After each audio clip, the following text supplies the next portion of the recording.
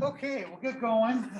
Just like on Tuesday, I'm going to record today because I know still a lot of people are out with COVID, quarantined, and other things. Just as a reminder, though, unless you're like COVID quarantine, you should be here in class, not joining through the Zoom or missing class. So I did put the recording from Tuesday up on Moodle. I'll do the same thing today. This is actually the recording from our next period. Not this one because the recording, I messed it up. It only recorded like 20 minutes. But I'll try to get this one up. So if anybody's not here, it looks like we're missing a few students. The recording thing, whole series of events that has led me to be a little bit out of it today because of this recording. I'll tell you the series of events. So I recorded it and then I went to try to upload it, and none of the faculty, none of the people at the business office have any idea how we're supposed to upload it from recording. Like how do we get from the cloud to Moodle? No one knew. So I finally figured it out. And I'm watching the video and I realized, hey, I think I'm slouching a little bit in the video. So I'm like, oh, that's not good. So I start doing stretches so I'm not slouching, like practice. And I'm in the bathroom and I have a big bathroom and I like hitting my arms against the walls, and this bathroom's like 10 feet long. So I called my wife and I was like, this isn't normal, right? I shouldn't be able to touch both sides of the bathroom. She's like, didn't you know you're a freak and you have hugely long arms? I had no idea. I guess I'm unusually long arms. She says she loves it because I can hold her better. But so anyway, I was like laughing, and then like I pulled, when I was showing her this, and I pulled my neck muscle, didn't sleep very well all night. I'm like, oh, it still hurts. So if I seem tired and like I can't move very well, it's all because I had to record these classes. Okay, I'm just kidding. I like recording. I actually like watched the whole video. I like watching myself to help improve my presentation. Okay, is anybody expecting to do a presentation today? No? What about on Tuesday? Anybody expecting to do on Tuesday? You're expecting? I saw, like, I checked on the thing on the presentations, and it's Tuesday, February 1st is online. Okay, so anybody else expecting Tuesday? Anybody expecting next Thursday? Okay. Well, hopefully everyone signed up. I haven't actually confirmed that everyone signed up. It's 20% of your grades. If you don't do it, you're going to take a big hit. So make sure you sign up. So if no one's doing a presentation today, we'll probably get out a little early. I'm not going to talk extra just because we have extra time to fill. So anyway, let's dig into it. So we'll do this first, quick break, and then we'll do the quiz. Okay, so this is the first chapter of substance. So far we learned about economic principles, then we learned a little bit about supply and demand, then we learned about a little bit more about what macroeconomics is as a discipline. So let's talk about GDP. In fact, I remember now, I had something I was going to show you guys. Hold on. Something timely.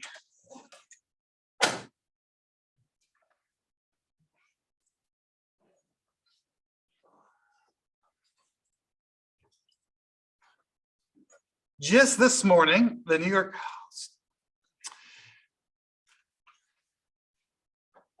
Oh, I hate the paywalls. Okay, well, whatever. I remember the content. So just this morning, the numbers came out that GDP in December was 1.7% and in the US. And this added for the year was something like 6.8 or 6.9%. So we grew our GDP, which is the main measure of the growth of an economy, the size of economy, 6.9% last year. Nice. It's huge, huge. For my whole lifetime, the US grew at about 3% a year, and we called that good. The US was kind of an outlier. To be a good, strong economy, you need to grow around 5 to 8%. We always grew at 3%. We grew it at 7%. So one of the things we're concerned about in this class is what does that mean, especially with inflation, because you might have also read that inflation last year was around 7%. So we're going to start tackling that idea today, but this is extremely good news that we grew so much last year. Definitely means we're out of recession. Remember, a recession is slowing of growth, 2%, 1%, stagnant. 7% is extreme growth.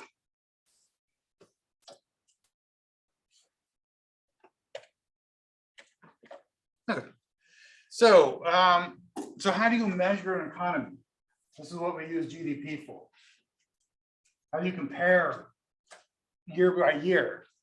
And how do you compare from country to country? Well, we use GDP. There's another measure that's not used as much. It's called GNP, Gross National Product. And for Gross National Product, it's a little bit different because we include some income that originates in foreign countries. For GDP, what we're learning in this class is domestic. We're only concerned about what's happening in our own economy. So where do we get these numbers? We get these numbers from national accounts. So every developed country, their governments have economists and bureaucrats. I don't know what the right word is. Pencil pushers, yeah, people that just keep track of all the data, and they keep track of it in national accounts, which is how many exports, how many imports, what is our total sales, what's our sales in each state, all these different indicators. The accuracy of a national account, country to country, correlates highly with how advanced that country is. So you would expect the Western countries to have accurate national accounts. You would not expect the Republic of the Congo to have accurate national accounts. You would also, until recently, you would not expect like something like China before 40, 50 years ago to have extreme accuracy. There is some question, even though with China now, how accurate they are, because we don't always know if they're bluffing or not. But independent economists do track as much as they can other countries to see if the national accounts being reported are accurate.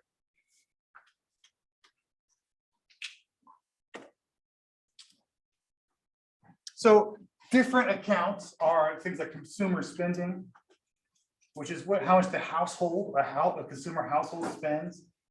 Government purchases of goods and services. Right, so this is when the government buys things for itself. When the military buys guns, when the FBI buys badges, right? This is the government purchasing things for itself. Investment spending. Investment spending is anytime a company spends to buy something physical, like a new factory, infrastructure. And then the things we export and things we import.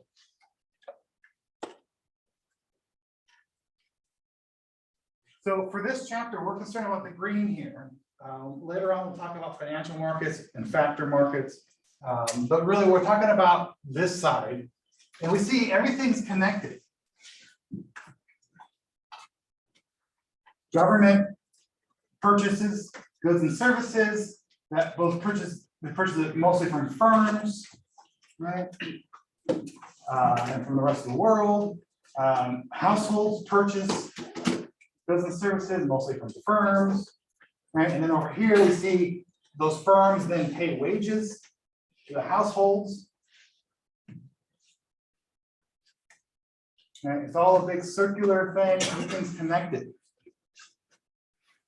We also see something kind of interesting here is we see this connection between government and households.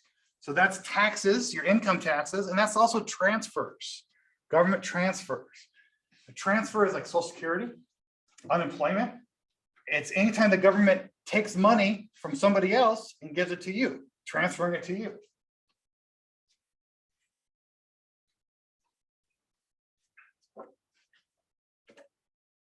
Okay, so we're going to talk about GDP, gross domestic product. That is the value of all the final goods and services produced within a country in a year. Every word on here is very important. Final goods and services produced within one country in a year. Can't skip any of those words. So you can calculate GDP in 3 different ways. You can add up all the value of all the final goods and services produced. Or you can add up the spending on all domestically produced final goods. Or you can add up the total factor income earned in the economy. Right, and the book tries to explain that through this, and I always find it kind of confusing how they explain it. But what it's saying is, if you add up these things, you get GDP. But also, if you added up all the money flowing, you get GDP. I don't know. It's kind of confusing how they explain it using this diagram. I think it makes a lot more sense using this one. So this is one of the problems in your practice problems. And also, you will have a question on the midterm, very similar to this. So understand this. So let's go over. Let's figure this out. So there's 3 different ways. 1, 2, 3 to figure out GDP. And what this is representing is, let's say this is an economy, right? This is only 3 businesses, but let's say these added up to an economy. How would we figure out GDP from this? And in this economy, we can start by finding out GDP. We can add up, number 1 here, the value of producing the final goods and services. Okay? This is the value added. This is the value added, which was on our list here, which was number 1, total value. Okay. So here's what we do. The value added, we're just looking at these numbers. And we say the firm, right, they sold this ore for 4,200. Actually, I'm sorry, value of sales, 4,200 up there. They sold it for 4,200. And this thing is that intermediate goods was 0. So in this particular case, intermediate goods is the cost it took them to acquire anything they had acquired. But they're just digging a hole. So they didn't have to buy anything. They just dug it up. So they have 0 cost here. So they took ore out of the ground, and that added value of what they sold it for, $4,200. That's the value added with this economic action. Then American Steel bought this ore. And they bought it for 4,200, right? And then they sold it for 9,000 after turning to steel. And the difference is this 4,800. So they added value to our economy of $4,800. Right? They added the value is the difference between what they sold it for and what they bought it for. They increased the value by 4,800. And they sold it to the car company. The car company took that steel and made a car and sold the car for 21,000. But we have to factor in what they bought the steel for. So they added 12,500. So they added 12,500 value to our economy. So ore company added 4,200 value. Steel company added 4,800 value. Car company had 12,500. So if you added up all the value of in this economy, you come up with 21,500 GDP. So that's one way. The second way here is you look at the aggregate spending on domestically produced final goods and services. This one's the easiest. This was made and was an input to this. So it wasn't final, it was an input, it was an intermediate good. This was made and was an input to this. So again, not final. This is the only final good. So we just add that up. So only one in our example here is 21,500. That was really easy. And the third way is that you can add up all the market factors. So look at what market factors are. Wages, interest payments, rent, and profit. And there's probably a couple other ones, but you get the idea here. What did these companies do with the money they're making? Well, they paid 15,700 to wages. And then 2,600 to interest payments, 1,000 to rent, and 2,200 went to the owners of the companies. That's profit. You add all that up, and you get 21,500.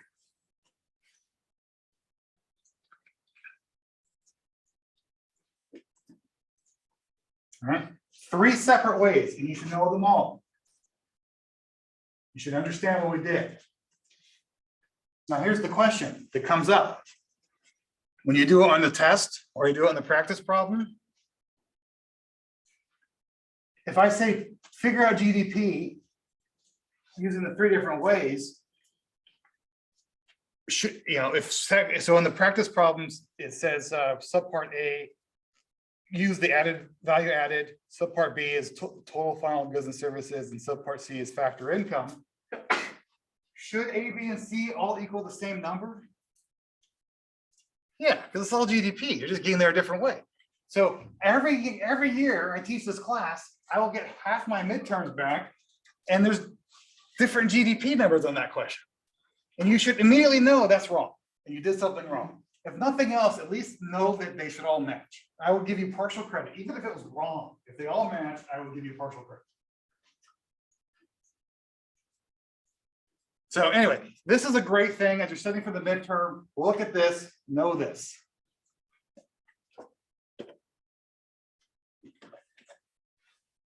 All right, so GDP, we're measuring production. Sales of used goods are not included.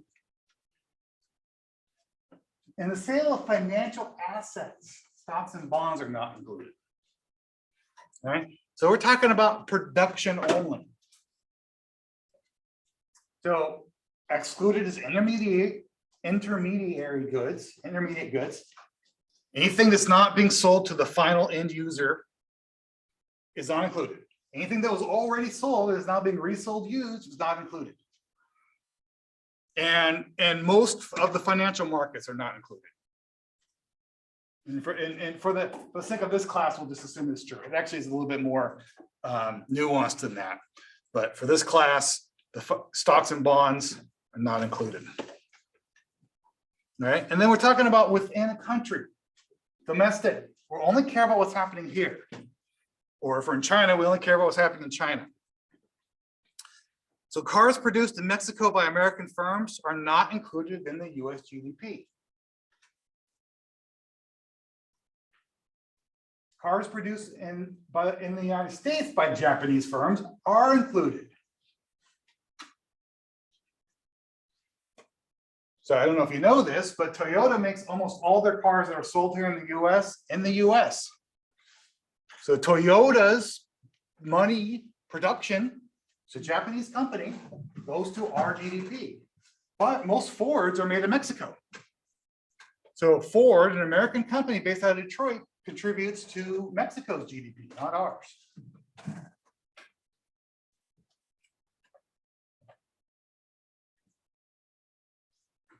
Okay, and then we care about the year, right? You measure stuff over a time period.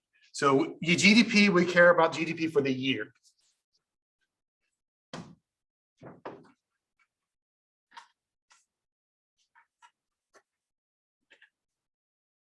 Okay. So what's included? Final goods and services domestically. Right? Again, final is the thing, the part of the process where it goes to the end user. So the ore is not a final product. The steel is not the final product. The car is, because the car is being bought by the final user.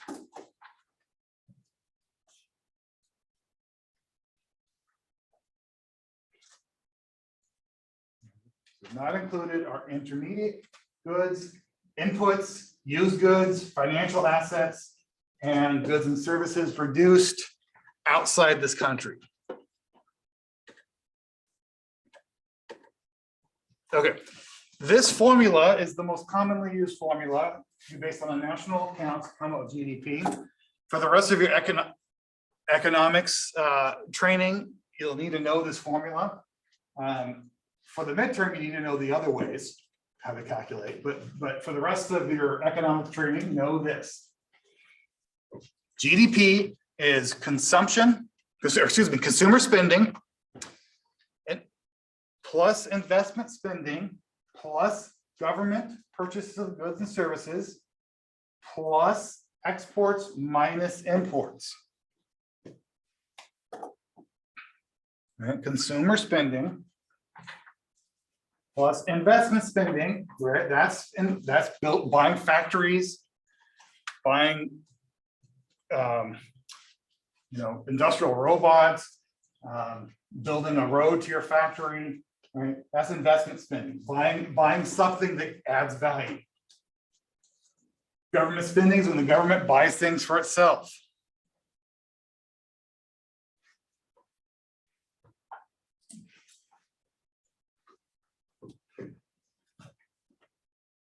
Okay, so let's look at these two different graphs that show the different components of GDP. So here is the formula.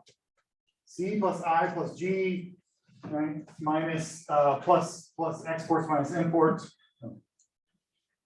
Yes, that's correct. So you see, it ends up here, and then down here we go below zero. This is our trade deficit. And this should equal the same if we add up GDP through value added.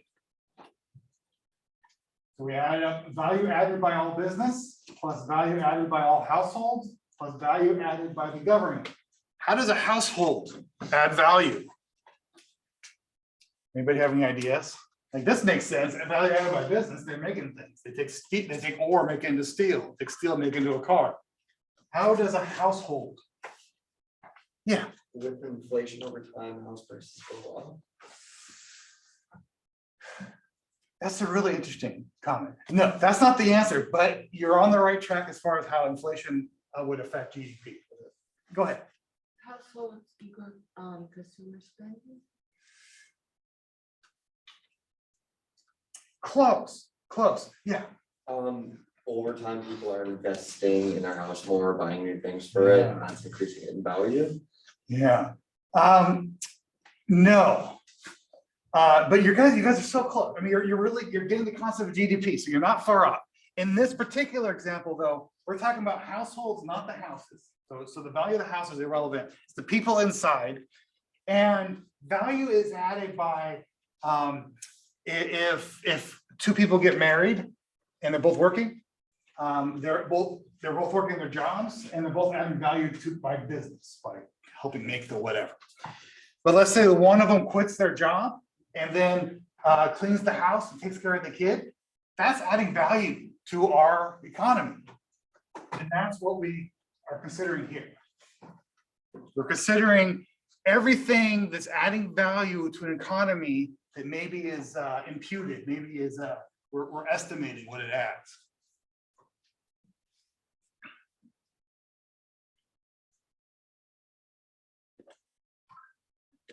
Yeah. How is value added to the economy if someone stops working and becomes a stay-at-home parent instead? If they just stop working and they sit on the couch eating Cheetos, no, they're not adding value. But the act of doing something that's not paid, but has some value, like raising kids, educating kids for homeschooling, cleaning the house, certain types of household spending that comes out of that, that adds value to our economy. And there's a whole excerpt in the book, which I don't know if we have anybody sign up to talk about it, that talks about that, how they impute that value. Impute means that you take something that there isn't a firm number and you guesstimate how much the value is. Yeah, page 193 for our inquiring minds are imputed lives.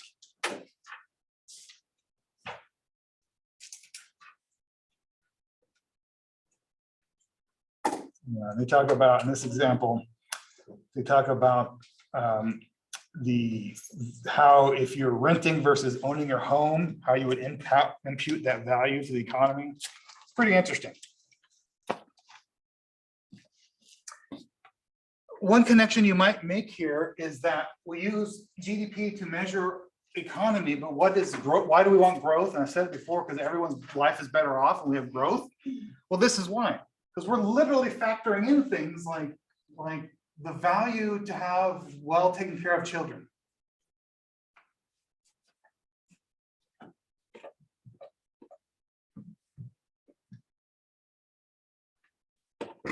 Okay. So getting to what your comments were, very astute to note to connect, and other people have today too, inflation. So that's the difference between real GDP and nominal GDP. So real GDP is the total value of final goods and services produced in a given year, calculated using the prices of the selected year, and nominal, same thing. What's the difference? Well, the difference is this is using the prices of things that were today's prices. So as you've read in the news, probably we know that over the past year, we've had inflation of about 7%. So a Big Mac costs 7% more on average than it did a year ago.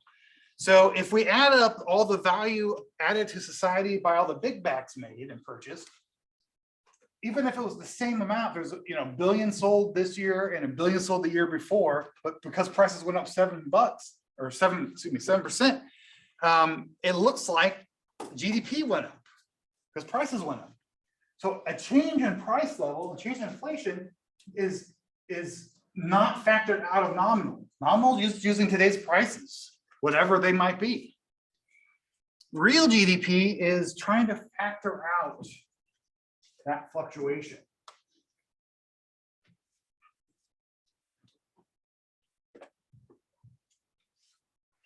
So again, you'll need to know how to do this. It's on the practice problems, will be on the midterm. It's really simple though. So all we need to do to get from nominal to real is factor out the inflation compared to a base year.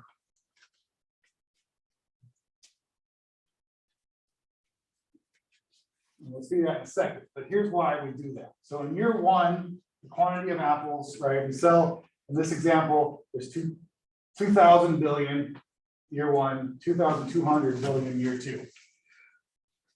So we did sell more, but the price is from 0.25 to 0.3, right? Same with oranges, we sold more, price went up. Same with, so in GDP went way up 50%.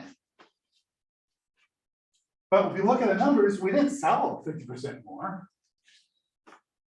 Price went up. So did we actually have a 50% increase in GDP? Well, no. We have to take into account the prices went up. So if you take into account the prices went up, our actual increase in GDP is only, it only went up 150 billion.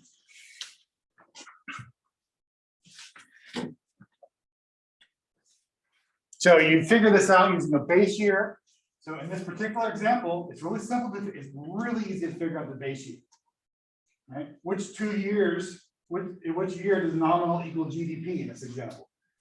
Right, 2009. So in this example, they're using 2009 as the base year, and then you can calculate how GDP was impacted from 2003 or 2015.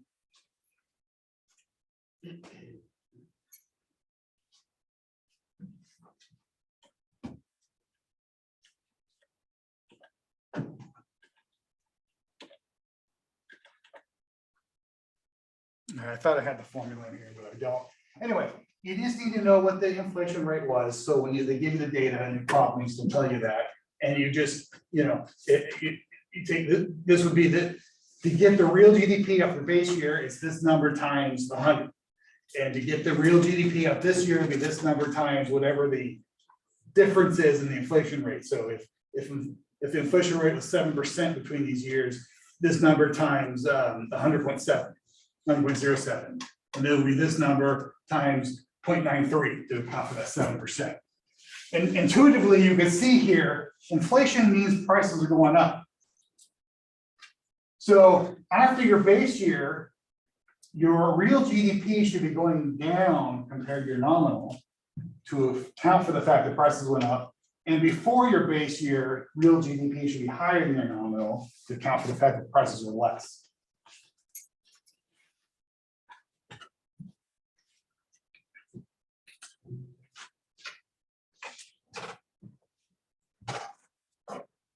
Does that make sense to anybody? Yeah, no, it doesn't. Which practice problem is it?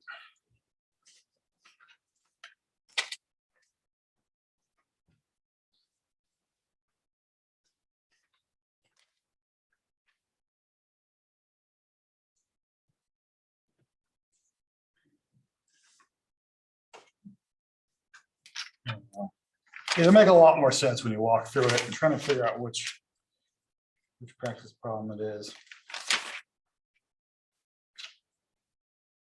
I think it's 8.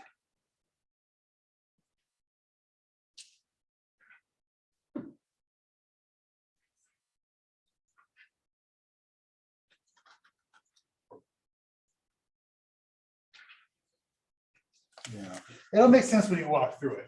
The biggest thing you need to understand here is the relationship of how you compare.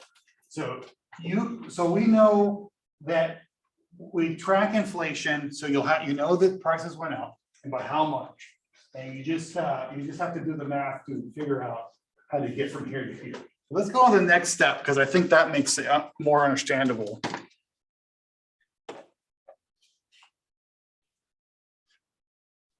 Okay, so like I was saying, in your base year, which is your comparison year, your year that you're using where inflation is equal to nominal and real.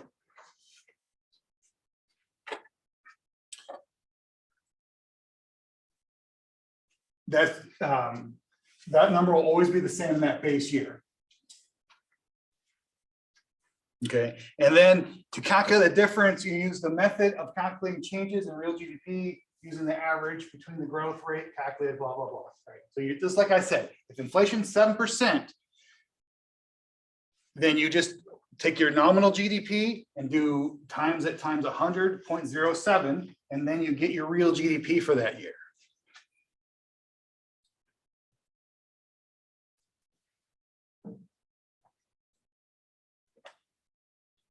Okay, and then we can also look at GDP per capita, the average GDP per person. So one way that can help us look at how a population is thriving is the more a GDP per capita goes up, the more that the well-being of the population goes up. So as you can see in our generally considered the best countries in the world to live in, the Nordic countries, Sweden, Denmark, Netherlands, United Kingdom, right? They all have really high GDP per capita.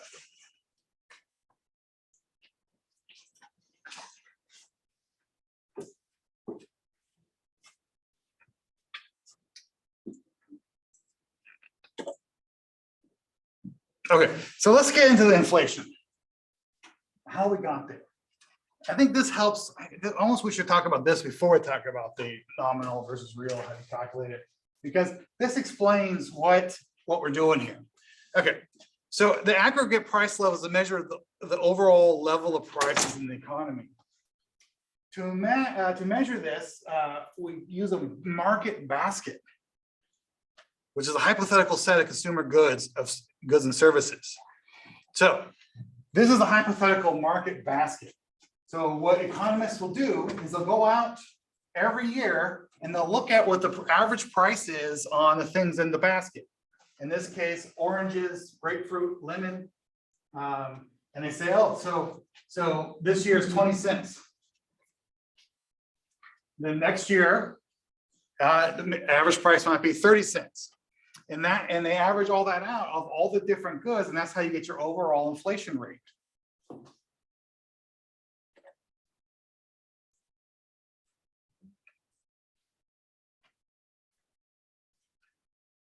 Okay. So hopefully that makes sense before we get to the math. So there is no master secret way that the economists figure out what inflation is. What there is literally somebody goes out to thousands of supermarkets and looks at the price of ketchup. And they go to thousands of tire stores and look at the price of tires every year. And they just take an average of those prices. And then they compare how that price changed the next year. And you average all that out in the basket, and there you go. And then you have your inflation rate. And that basket tries to stay consistent throughout the years, but it changes. It's because some things are not made anymore. They're not popular anymore. And then within that basket, sometimes some baskets include things like oil for gasoline. And sometimes they would exclude that because oil can be so reactionary to external factors and change the price.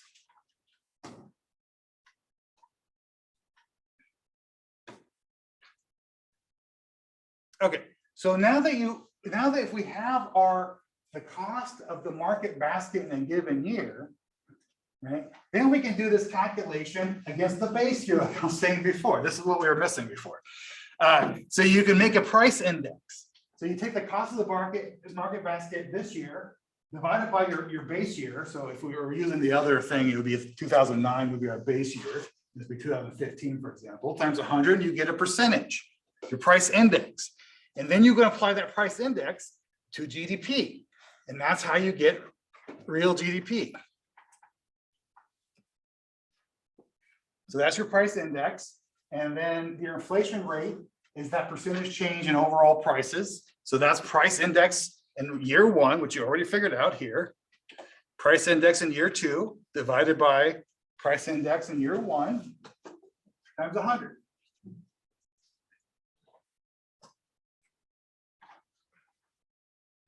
So know this formula.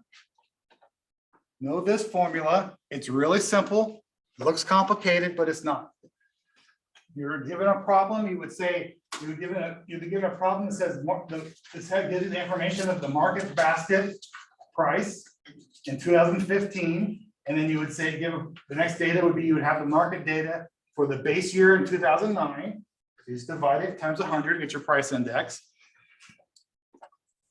And then you would put that price index for 2015, you just calculate it, and you calculate it for 2014, for example, here, and divide by 2014, and then you'll get your inflation rate from 2014 to 2015.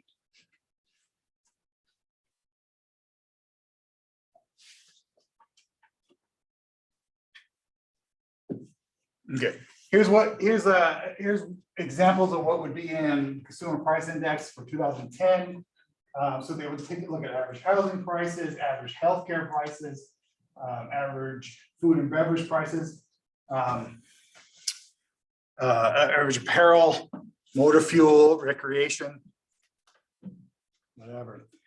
I was actually shocked when I was learning economics to learn that they actually, economists actually go out. I mean, maybe not the internet, they don't go out to stores anymore, but you get this just by going out and taking samples of lots of prices.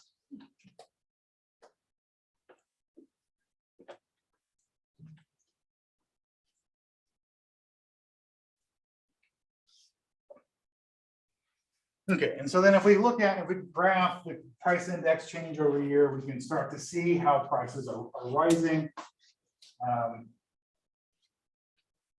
You see this, so 1973 to 1983, we had this dramatic change in prices. That was stagflation, where we had massive inflation. At the same time, GDP was not growing. Okay.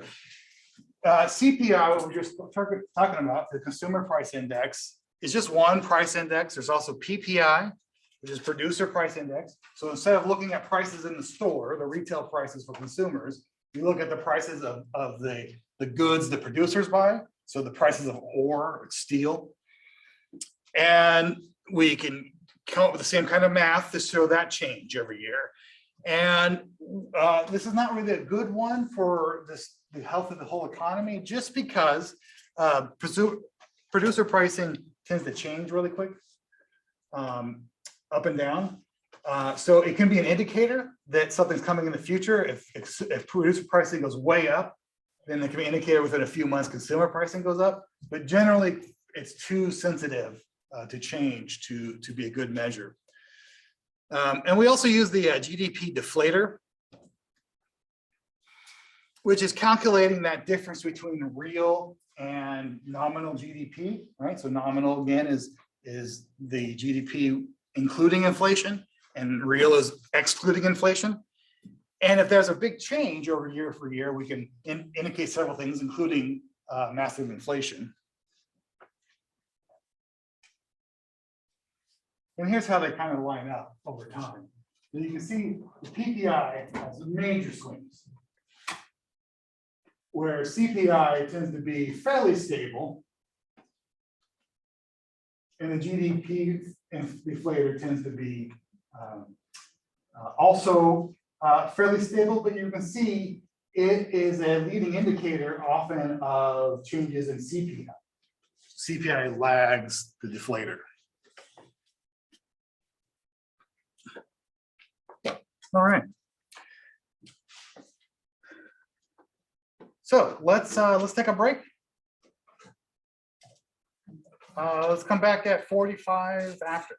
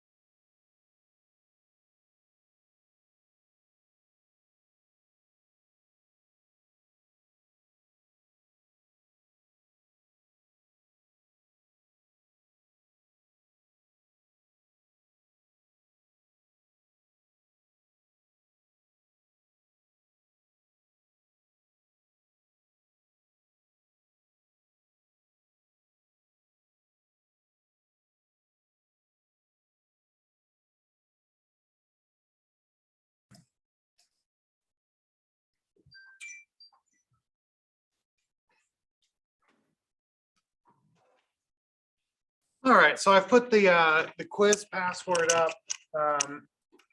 there. So go ahead and do the quiz. And then I think we're done for the day. Turn your practice problems in for chapter 7 on Tuesday.